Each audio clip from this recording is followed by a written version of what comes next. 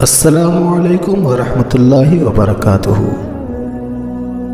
معزز ناظرین، آپ کا ہمارے یوٹیوب چینل دن تک 92 میں خیر مقدم ہے۔ ایک بار پھر ہم آپ کی بارگاہ میں ایک ضروری مسئلہ لے کر حاضر ہیں۔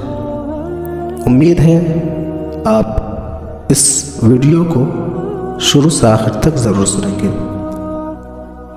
مسئلہ یہ ہے کہ غیر مسلم لوگ کسی کے مرنے کے بعد چوتھے روز یا 10ویں روز اس کے گھر میں جمع ہو کر اپنے دھرم کے مطابق جو عمل کرتے ہیں اس میں مسلمان کو شریک ہونا کیسا ہے، اور جو شریک ہوتے ہیں اس کے بارے میں شریعت کا کیا حکم ہے۔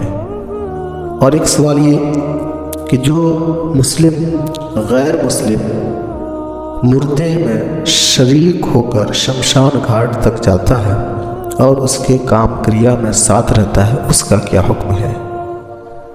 پہلے سوال کا جواب سماعت فرمائیں۔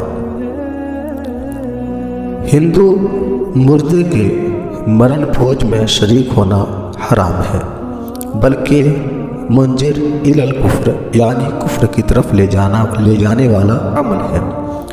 ہندو یہ کھانا اس نیت سے کرتے ہیں کہ کھانے والے جو کھانا کھائیں گے وہ میت تک پہنچے گا۔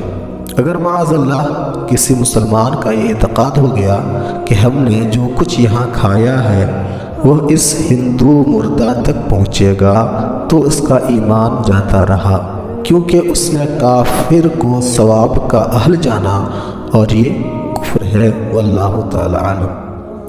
فتاوی شارح بخاری جلد 2 صفحہ 269 میں یہ مسئلہ یہ فتویٰ مذکور ہے۔ اور جواب نمبر 2، غیر مسلم مردے کے ساتھ شمشان گھاٹ تک جانا گناہ ہے، اس سے بچنا نہایت ضروری ہے۔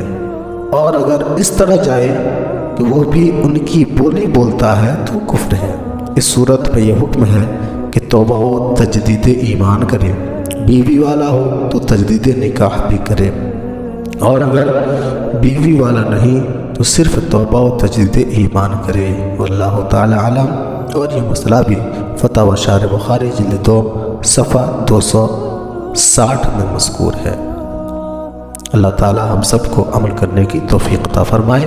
اگر آپ کو ہماری یہ ویڈیو اچھی لگے تو ویڈیو کو لائک، شیئر اینڈ چینل کو سبسکرائب ضرور کریں۔